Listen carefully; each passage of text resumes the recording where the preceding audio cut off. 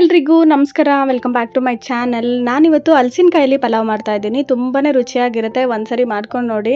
ಇದರಲ್ಲಿ ಫೈಬರು, ವಿಟಮಿನ್ಗಳು ಮತ್ತೆ ಪೋಷಕಾಂಶಗಳು ಎಲ್ಲ ಇದೆ.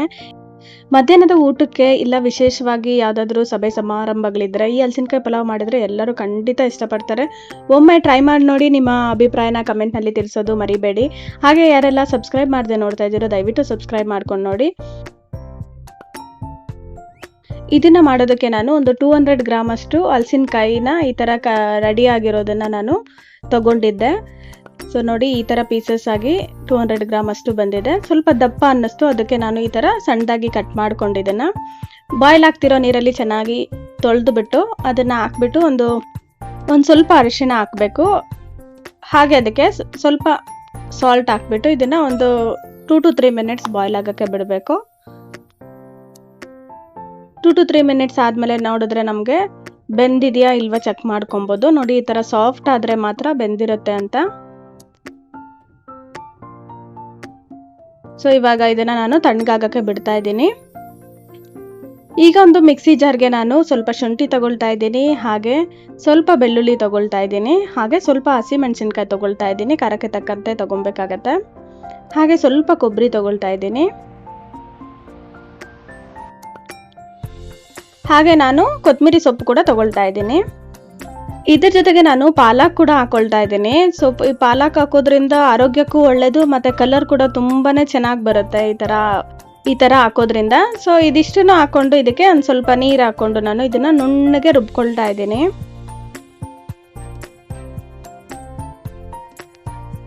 ಈಗ ನಾನು ಒಂದು ಕುಕ್ಕರ್ಗೆ ಒಂದು ಸ್ವಲ್ಪ ಎಣ್ಣೆ ಹಾಕ್ಕೊಳ್ತಾ ಇದ್ದೀನಿ. 1-2 ರಿಂದ 3 ಟೇಬಲ್ ಸ್ಪೂನ್ ಆಗುವಷ್ಟು ಎಣ್ಣೆ ಹಾಕ್ಕೊಳ್ತಾ ಇದ್ದೀನಿ. ಹಾಗೆ ಅದ್ರ ಜೊತೆಗೆ 1-2 ಟೇಬಲ್ ಸ್ಪೂನ್ ಆಗುವಷ್ಟು ತುಪ್ಪ ಕೂಡ ಹಾಕ್ಕೊಳ್ತಾ ಇದ್ದೀನಿ. ತುಪ್ಪ ಹಾಕೊಂಡ್ರೆ ಫ್ಲೇವರ್ ತುಂಬಾ ಚೆನ್ನಾಗಿರುತ್ತೆ. ಹಾಗೆ ಎಲ್ಲ ರೀತಿಯ ಹೋಲ್ ಸ್ಪೈಸಸ್ ಸ್ವಲ್ಪ ಸ್ವಲ್ಪ ಹಾಕ್ಕೊತಾ ಇದ್ದೀನಿ.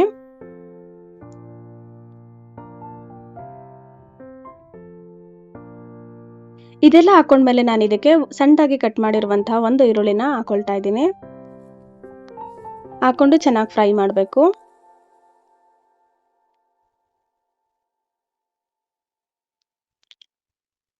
ಒಂದು ಸ್ವಲ್ಪ ಹೊತ್ತು ಫ್ರೈ ಮಾಡಿ ಆದಮೇಲೆ ಇದಕ್ಕೆ ನಾವು ಬೇಯಿಸಿರುವಂತಹ ಹಲಸಿನಕಾಯಿ ಇದ್ರ ಜೊತೆಗೇನೆ ಹಾಕ್ಕೊಂಡು ಎಣ್ಣೆಯಲ್ಲೇ ಚೆನ್ನಾಗಿ ಎಣ್ಣೆ ಮತ್ತು ಈರುಳ್ಳಿ ಜೊತೆಗೆ ಹಾಕ್ಕೊಂಡು ಚೆನ್ನಾಗಿ ಫ್ರೈ ಮಾಡಬೇಕು. ಇದನ್ನು ಕೂಡ 1-2 ರಿಂದ 3 ನಿಮಿಷ ಚೆನ್ನಾಗಿ ಫ್ರೈ ಆದಮೇಲೆ ಇವಾಗ ನಾನು ರುಬ್ಬಿರುವಂಥ ಮಿಶ್ರಣನ ಹಾಕ್ಕೊಳ್ತಾ ಇದ್ದೀನಿ. ಇದನ್ನು ಕೂಡ ಹಾಕ್ಕೊಂಡು ಚೆನ್ನಾಗಿ ಮಿಕ್ಸ್ ಮಾಡ್ಕೊಬೇಕು.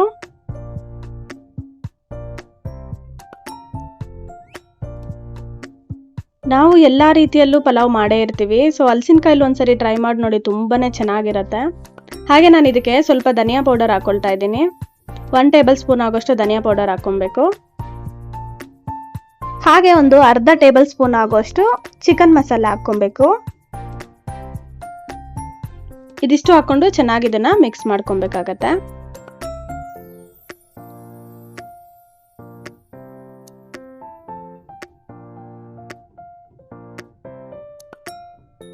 ಹಾಗೆ ಇದಕ್ಕೆ ನಾನು ಸ್ವಲ್ಪ ಸಾಲ್ಟ್ ಹಾಕೊಳ್ತಾ ಇದ್ದೀನಿ. ರುಚಿಗೆ ತಕ್ಕಷ್ಟು ಉಪ್ಪು ಹಾಕೊಬೇಕು. ನೋಡಿ, ನಾವು ಪಾಲಕು, ಈ ಕೊತ್ತಂಬರಿ ಸೊಪ್ಪು ಎಲ್ಲ ಹಾಕಿರ್ತೀವಲ್ಲ, ಕಲರ್ ಎಷ್ಟು ಚೆನ್ನಾಗಿ ಡಾರ್ಕ್ ಆಗಿ ಬರುತ್ತೆ. ಸೊ ಈ ಥರ ಸೊಪ್ಪುಗಳು ಹಾಕೋದ್ರಿಂದ ತುಂಬಾ ಚೆನ್ನಾಗಿ ಬರುತ್ತೆ ಕಲರು. ಹಾಗೆ ನಾನು ತೊಳೆದು ನೆನೆಸಿಟ್ಟಿರುವಂತಹ ಅಕ್ಕಿ ಕೂಡ ಹಾಕೊಳ್ತಾ ಇದ್ದೀನಿ.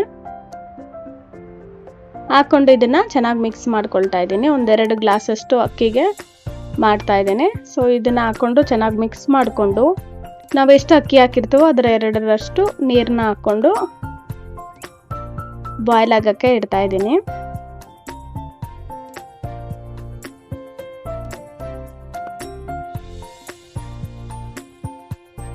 ಹಾಗೆ ನಾನು ಸ್ವಲ್ಪ ಬಟಾಣಿ ಹಾಕ್ಕೊಳ್ತಾ ಇದ್ದೀನಿ. ಇದಕ್ಕೆ ಹಸಿ ಬಟಾಣಿ ಹಾಕ್ಕೊಳ್ತಾ ಇದ್ದೀನಿ.